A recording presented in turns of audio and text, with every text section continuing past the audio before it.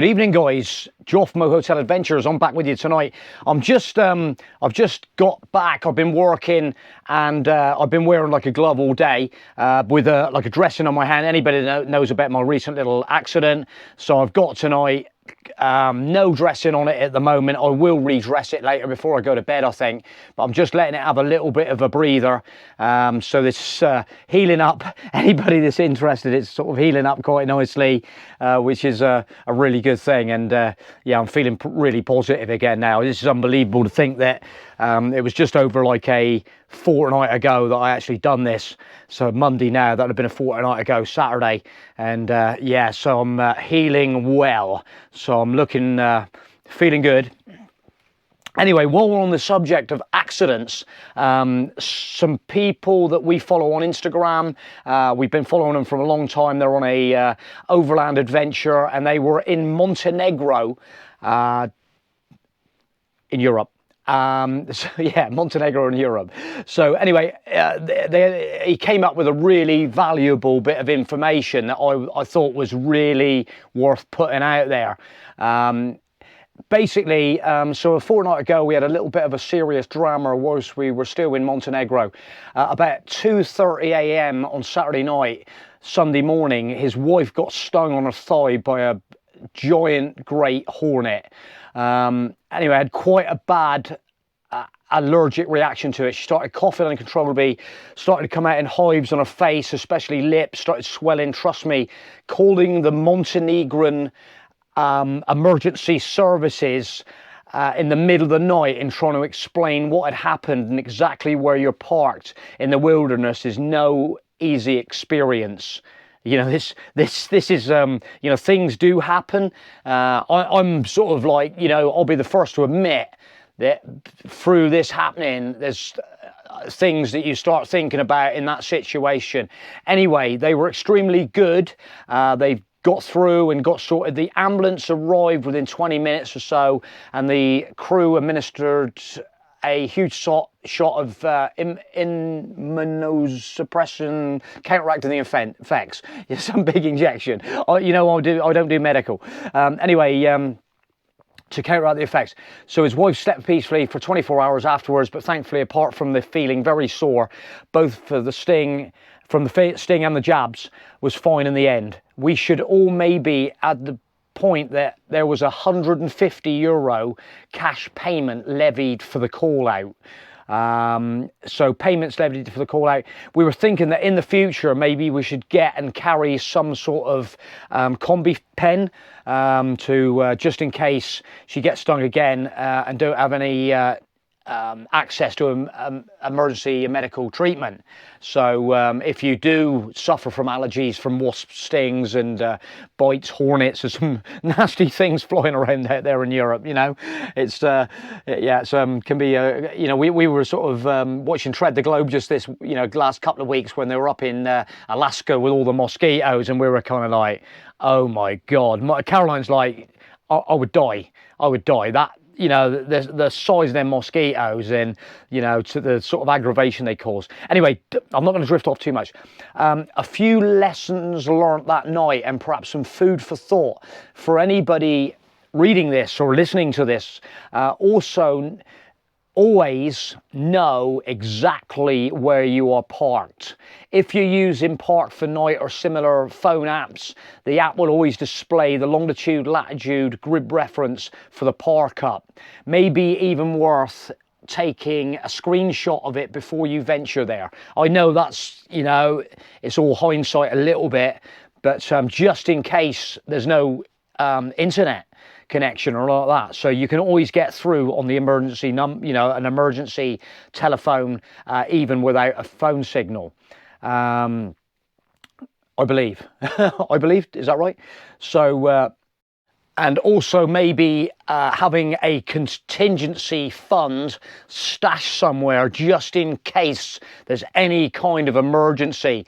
150, 200 euros put somewhere out the way, somewhere where you're not going to actually, that is your emergency fund for any eventuality that might occur when you're on these foreign trips.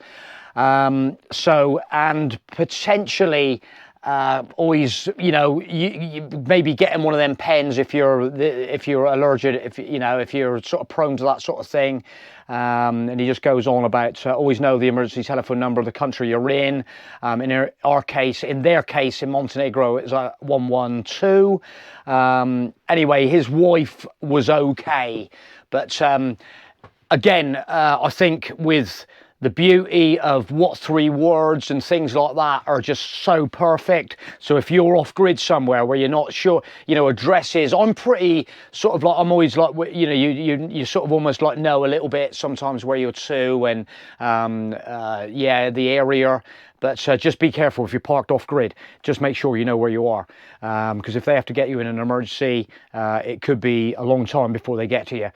Just had my Motorhome and my Caravan and Motorhome Club magazine come in, because I did rejoin. For those that keep up to date with my stuff that I do, I was sort of with all that toilet fiasco and stuff, but we rejoined, and they've in the leaflet in there is the NEC Motorhome show booklet with all the stuff going on. So keep you. So we'll be up there. When's that? 18th and the 23rd. We will be up there.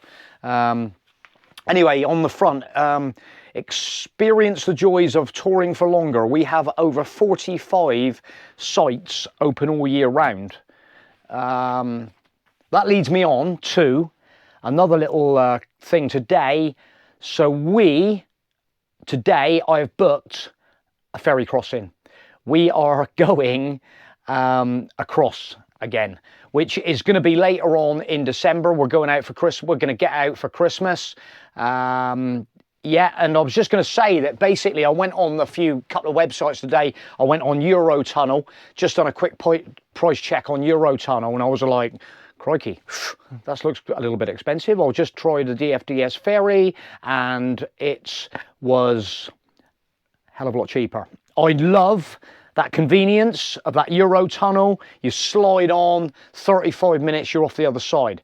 But could I justify an extra one-way crossing 140 quid? I was like, that's a fair bit of money. So that was, anyway, so on the DFDS, I had a little rake around on the times and stuff, and I've got a crossing going across roughly when I want to go across, and it came in at 95 quid. So at the end of I was kind of like, that's pretty good. So I tagged on a couple of premium lounge. So 12 quid, 24 quid, at that sort of price compared with that Eurotunnel, I thought, right, and I'm going to be a little bit later at night doing the crossing.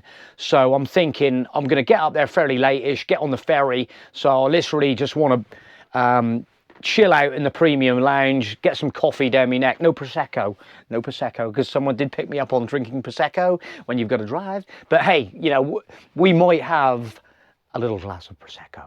Just a little small one, you know, washed down with loads of cappuccinos. But anyway, going on, yeah, so I thought that was really good value for money from DFDS. And if you're thinking about going over around Christmas time, get your booking in early, have a look at them prices on the ferry crossings, do the comparison. You know, it's entirely up to you. Like I say, I literally love that Eurotunnel for the 35 minutes, stay in your motorhome.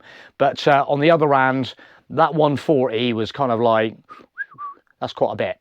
So we are going DFDS ferry just slightly before Christmas, a few days before Christmas, and we're going over the other side. Where we're going from there, and we haven't quite decided yet. So we haven't quite decided, but that's the beauty of motorhomes. Do we go to Paris? No. So yeah, we're having a little bit of a tour around. We've been to Paris at Christmas before. It was amazing, outstanding. We've been to Amsterdam 4 times for Christmas. It's outrageous. We've been to Hamburg, we've been to Berlin. Just before Christmas last year, we were in Berlin, we were in Hamburg. Check it out if you haven't seen any of them videos.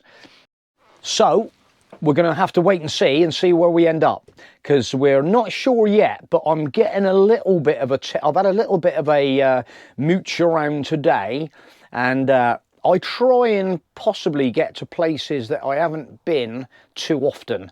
So there could be something on the cards, and I'm getting quite excited about it because I get my teeth into motorhome trips and trip planning. And once I get a little bit of a route planned up, and then I can get some little hits on the way, and I'm a happy bunny. That's what I do best. Get into them trip plannings, find all them little, and I love that kind of adventure. I love that adventure is, you know, just you're traveling, and I love that sort of when it's dark in the evenings and it's a little bit sketchy sometimes, especially if the snow starts coming down and stuff like that. That'll be really good. But yeah, so I get excited about it. I think that is literally all. Oh, I got one more thing to say. One more thing to say, and then I'm out of here. So a couple of weeks ago, we were in Portland, Dorset, and we parked in that car park. It's called the Masonic Car Park, down the bottom by the pub. If you come across Chesil Beach, down there, that car park where you get a lot of motorhomes parked up in, and we were there 1 month ago now. Probably 1 month ago. I've been with this for 2 weeks, so I reckon it's going to be 4 weeks ago we were there. There's some videos on it if you want to watch it. And that car park now, there is a height barrier. 2 meters, 1 height barrier. 2.1 meters. So unless you've got a very, very small, under 2.1 meters motorhome, you're not getting in that car park. Plus the fact, I'll tag in the picture, there's a hoofing great sign up there with sorry, no overnight parking. It's over. The picture I saw, which I'm going to tag in, it shows the car park virtually completely empty. It's a bit of a shame. I read some comments on, I was looking around, trying to get some info on it, and it's mixed reaction. There's a lot of people, a lot of them locals up there are literally saying, like, why have they done this? Like, you know, Portland needs trade, we need visitors, we need them people to come. You know, we literally walked across to the chip shop. We didn't even get into the pub, but we would have done, you know, if we'd probably had another night there, we'd have been in the pub spending our money. But the chip shop across the road, you know, it's nice just to park up, go and get your chips like we did. And no more height barrier. So that's the end of that. So hey, I'm enjoying doing this again without a dressing on my hand. I'm really enjoying. So yeah, that's that. I think I'm going to leave it there. Hit us up if you anything that's relevant on this little chat. Give us a comment. You know the score. I'm always looking forward to people giving us a comment. Give us a thumbs up. Ask a question. What are you doing there? You know. And also, we were just saying about the Paris thing. If we did have to go to Paris, it would be the Crit Air sticker, which is obviously not all the world. But I'm not going to get into them at the moment anyway. But it's pretty straightforward, isn't it? Just get one of them things if you want to go to bloody Paris and the cities and stuff. So yeah, I think that's it. So thanks for watching. Thanks to all the people that do make comments. Thanks for the new subscriptions that we had. And you know us, we endeavour to bring you ultimate motorhome travel. And this Christmas, I think we're going to have a good trip. We'll catch you later. Bye.